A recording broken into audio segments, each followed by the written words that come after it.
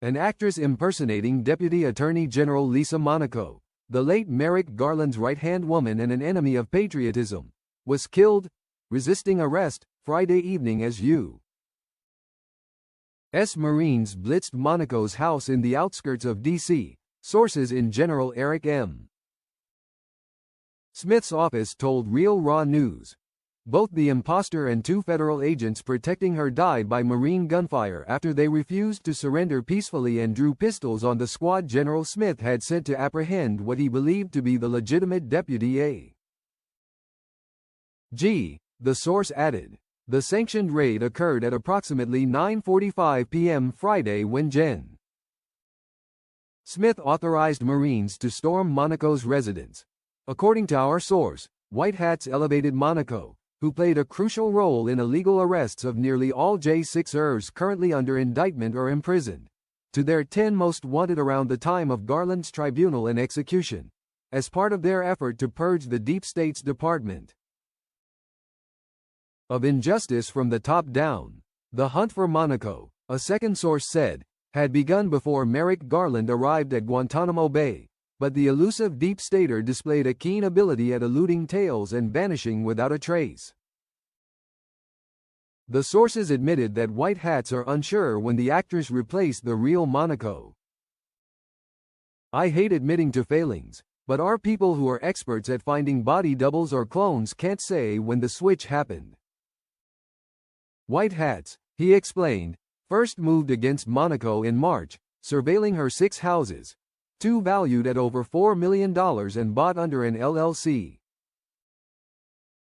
She had registered to obfuscate the purchases, but finding no signs of life or evidence the homes had been recently occupied. They assumed, but could not prove or disprove, that Monaco had clandestinely fled the country to avoid Garland's fate. The property's value was more than a simple civil servant could afford without illicit, unreported income. In April, however, Monaco's face appeared on a taped NBC News segment touting the importance of jailing President Trump and his violent supporters, still at large. Digital forensic analysts at Marine Corps Forces Cyberspace Command scrutinized the footage.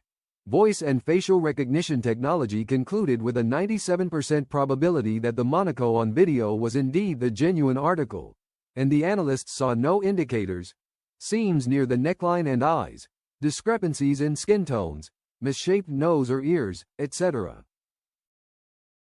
She was a double wearing a prosthetic mask.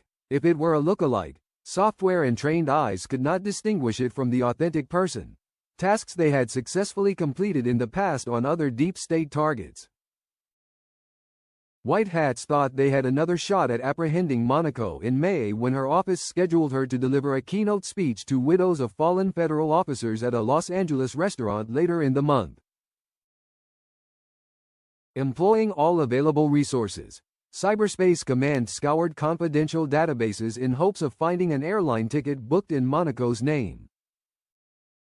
Their efforts were futile, and queries to federal fifth columnists were likewise ineffective.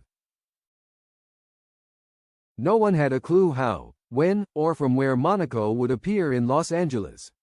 General Smith ruled out having hundreds of Marines patrol numerous airports for 3 weeks, calling the endeavor insuperable as it would mean tracking tens of thousands of passengers boarding and deboarding hundreds of flights daily. Instead, he opted to station a Marine reconnaissance platoon outside and near the restaurant the day of the dinner gathering. If possible, the plan was to identify her and then confront her quietly only after the event concluded. At approximately 4:30 p.m. on May 23, Marine spotters on nearby rooftops believed they saw a woman who fit Monaco's physical description in the rear seat of a chauffeured sedan heading toward the restaurant. But when the car pulled into the parking lot, no one emerged from the car, and Monaco appeared to have disappeared, the back seat now unoccupied. 2 minutes later, the driver started the engine and pulled off. It was like a magic trick, unless 2 sharp-eyed spotters peering through binoculars saw the same mirage. 1 minute she was in there, and the next, she wasn't. We had men watching inside the restaurant, too, and she never showed up. We've had deep staters pull a Houdini act on us before, and this was a damn good one. We considered stopping the limo but didn't want to tip our hand, assuming we hadn't already. Our next stroke of luck, if you can call it that, was last week. Who we thought was Monaco was suddenly back at her house in D.C. with 2 FBI agents guarding her.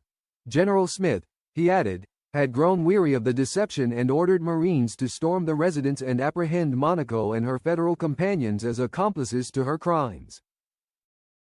The Marines waited until a Fed stepped outside to inhale on a vape pen before charging into action, catching the Fed by surprise and shoving inside the doorway, beyond which Monaco and the second agent had already drawn sidearms and were leveling them at the Marines rushing inside. The Marines fired first, in self-defense, killing the agents and Monaco, except it wasn't Monaco. A bullet that pierced her cheek had first torn through a breathable latex-type mask that seemed hermetically sealed to her face.